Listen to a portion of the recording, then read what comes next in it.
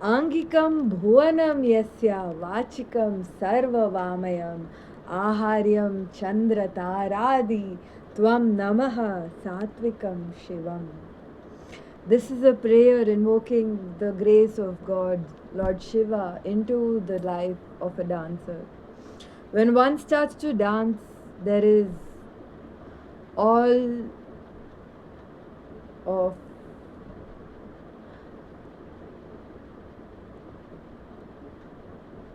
what we know to be life and destruction created whilst experiencing the art of performing. As a dancer, I learned that it is very important to respect yourself, respect your art form, and respect your teachers, because as you grow, you are constantly understanding your strengths, your weaknesses, and opportunities, as well as the various kinds of threats that a person, a human, a being can experience. So, I would like to share what I have come across over the years about what I have learned God to be. A prayer is a silent message that you speak directly to the higher power that exists, that is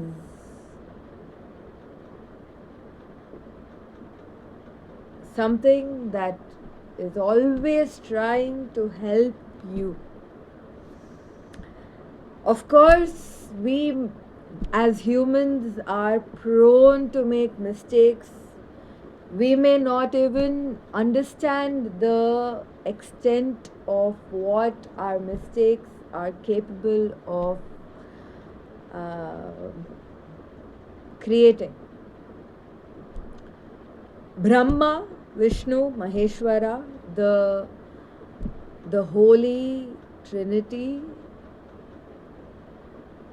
is not your dick, not your ball sack, not your vagina, not your private parts, not your toilet, not your boobs, not your swear word dictionary. Brahma is the creator in India. Vishnu is the preserver of this creation. And Shiva is the destroyer. Saraswati, Lakshmi, Parvati are their consorts in English, but in reality, they are the divine feminine of the divine masculine. The Star of David, which you can see here, is the three forces of the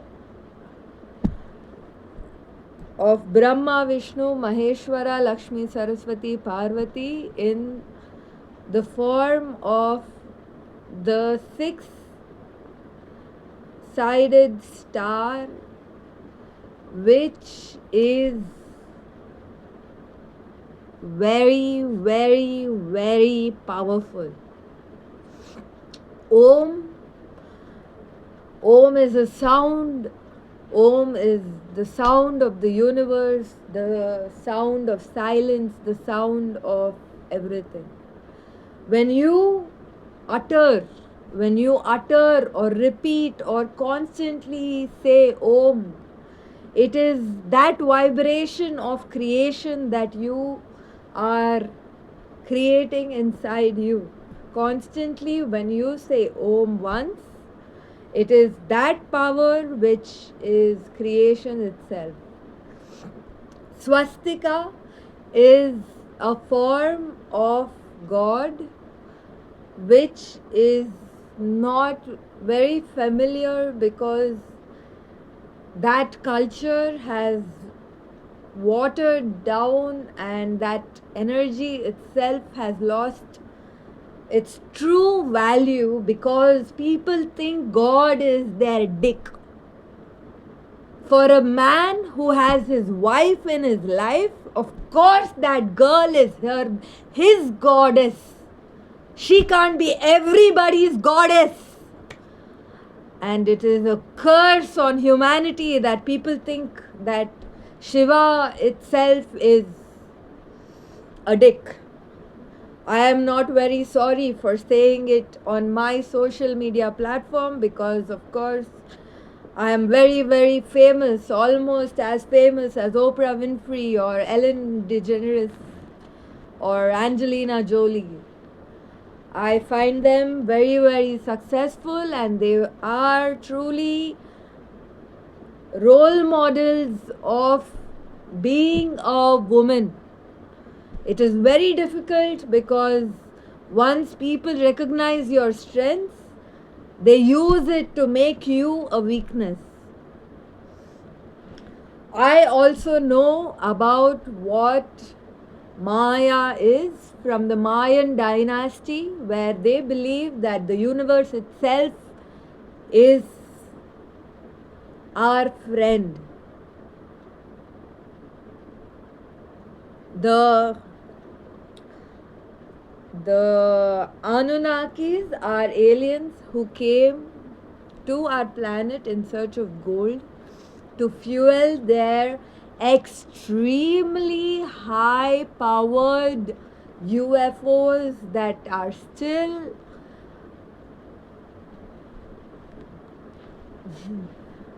still using energy to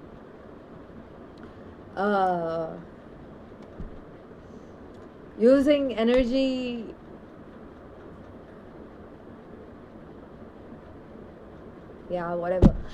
Anyways, Shiva might also be one of these aliens, because there is a temple, Ajanta and Ellora, in Mumbai, Pune, where the mountain itself is a temple, and it is carved in such a manner that there is not one single mistake or one single flaw in that entire temple, where you see sculptures and sculptures and sculptures of gods, and maybe I am the inspiration for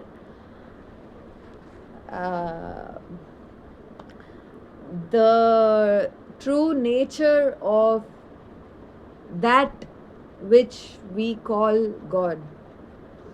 I may not be, but I have enough evidence and proof and all the required necessities to prove my life itself to be divine. Rama, Krishna, the Dashawataras, I believe, are the evolution of life itself on planet Earth, which has taken billions and millions and trillions of years to reach this stage where we are able to contact someone in the US in a split second. It would not have been possible 100 years ago, and it would not have been possible 500 years ago, when technology was not yet this advanced. As we move forward to the future, we have to learn that spirituality is as important as evolution itself, because when you start disrespecting this life becomes a force of destruction. The truth of what we are learning is to learn so that we are growing as we grow.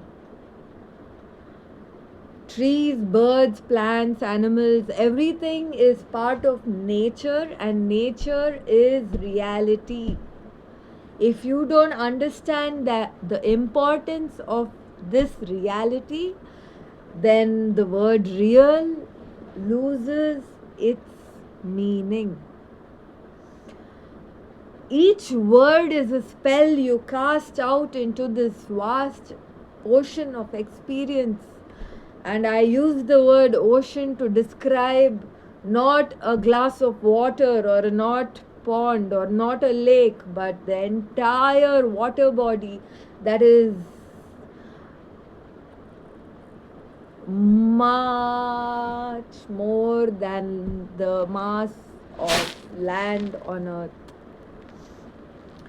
As a therapist, I believe that prayer